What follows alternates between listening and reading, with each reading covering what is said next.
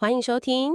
今天我们来聊聊一个，可能大家都很熟悉，但又有点意思的题目：杀生跟放生。一般听到这两个词，你可能第一个想法就是不要杀动物啊，或者把那个买来的鸟啊、鱼啊拿到外面去放掉，对吧？对，没错，大部分人是这样想的。可是我们今天看的这个资料，廖老师的看法，好像跟一般人想的，非常不一样，对，可以说是非常不一样。感觉更深入，好像直接切入核心了。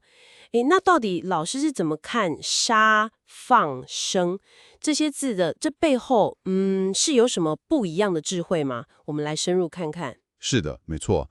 廖老师的观点他常常不是只看字面上的意思，他会把它连接到更根本的东西，比方说因果啦，或是我们的那个起心动念，就是心念，心念。对，甚至是一些宇宙运行的道理。哇哦，那我们先从放生来聊好了。一般那种大家去办的放生仪式啊，买动物来放啊，在老师看来，这样算是抓到放生的重点了吗？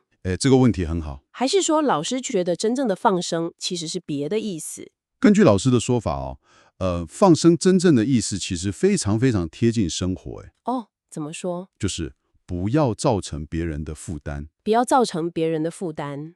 这听起来很简单，但好像又……对，听起来简单，但涵盖范围很广，不只是说物质上你不要麻烦别人，更深一层是精神上、情感上，我们是不是互相拖累了？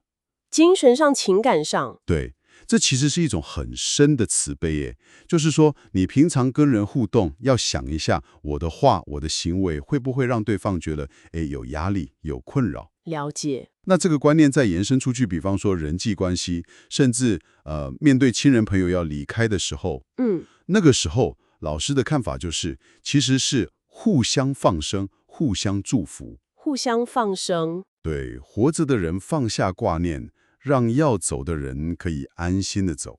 那要走的人，他也放下对这个世界的执着，这样活着的人才不会有遗憾。所以老师说的那个一了百了。对，他讲的一了百了，不是说人死了就什么都没了而是指活着的人跟离开的人之间那个牵挂、那个执着，彻底放下了，这样双方才能得到真正的平静、清静。哇，原来放生的核心是这个，不造成负担，互相放下。那反过来看杀生呢？老师是不是也不只看那个行为本身？我记得资料里有提到一个开枪打鸟的例子。对，问到重点了。那个打鸟的例子老师的重点真的不是在开枪这个动作，他是要看问这个问题的人他当时的那个认知水平到哪里，还有他问问题的那个时间、那个环境是什么。所以到底可不可以打鸟？老师不会给你一个标准答案，说可以或不行。这很有趣。对，因为他更看重的是你做这件事背后的那个心念。心念，又是心念。对，就是你那个念头，你的意图是什么？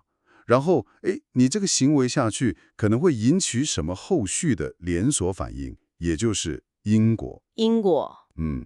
就像老师在解释什么是罪的时候，他说的很简单，他怎么说？明知故犯。明知故犯。对，你知道这样做是不对的，是会伤害到人，会造成负担的，但你还是去做了，这个才是问题的核心。了解。所以，比起只是遵守那个不要杀生的规定，老师更强调的是，我们要培养的是那个平等心、平等心，还有慈悲心。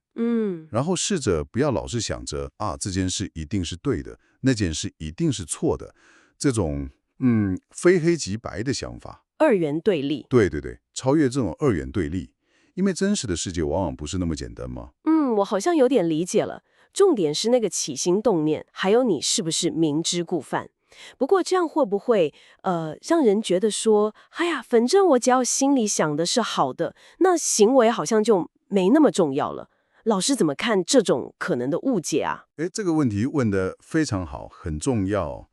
老师不是说行为不重要他是强调心念是一切的源头，是根本。根本。对，如果你的心念本身就不清净，甚至有恶意，那就算你表面的行为看起来好像没什么问题，但其实可能已经种下不好的因了。哦，反过来说，如果你真的是出于慈悲、出于智慧，那你对行为的判断标准可能也会跟一般人不一样。嗯，所以关键还是回到那个明知故犯，你是不是清楚知道这样做会造成伤害或负担？如果知道还故意去做，那问题就大了。了解了。所以心念是根源，但行为还是重要的呈现。那这样听下来老师对于生跟死本身，他的看法一定也很不一样吧？没错。这跟刚刚讲的放生、杀生是怎么串起来的呢？是环环相扣的。在老师的观点里面，生跟死其实就是一个自然的现象了。自然现象。对，像是能量形式的转换。老师有时候会说，就像空来空去一样，本质上没有绝对的好或坏。空来空去。他会把我们的身体比喻成一个，载体。载体像车子那样。对对对，就像一部车子，老师用破这个字。那我们的意识、灵魂，老师用灵这个字，就像是开车的那个驾驶员。哦，破跟灵。对，车子嘛，就是这个身体破，它总有一天会旧、会坏掉、会报废。但是那个驾驶员灵魂佛性，它的本质是不一样的。它是在这个过程中不断的体验、学习，去了解一些缘分、一些业力。所以从这个角度来看，真正需要被放生的，搞不好是我们对活着的那个执着，还有对死亡的那个恐惧。放下对生死的执着跟恐惧。对，要去理解说，万事万物其实内在都有它的本质跟潜能，老师会说是佛性。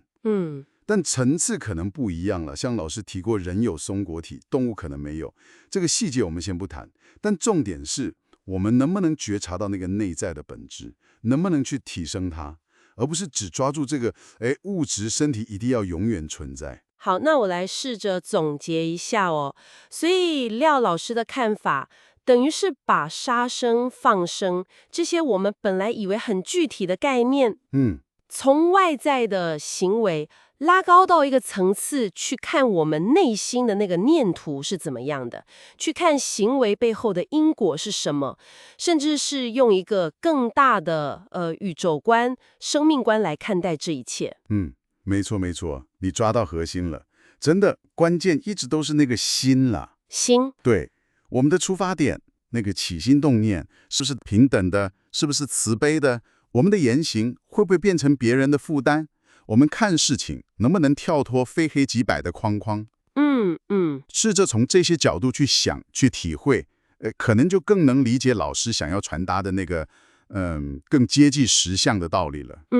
这听起来确实提供了一个很不同的思考角度，真的挑战了很多我们以前觉得理所当然的想法，需要一点时间消化一下。对呀，我觉得，这里最有趣的地方就是，当我们练习不要那么快、那么绝对的去判断对错，不要那么执着在表面的形式上的时候，或许我们反而更能体会到什么是真正的慈悲，什么是那种更圆融的智慧。那么了解了这些，对我们来说又能带来什么样的启发呢？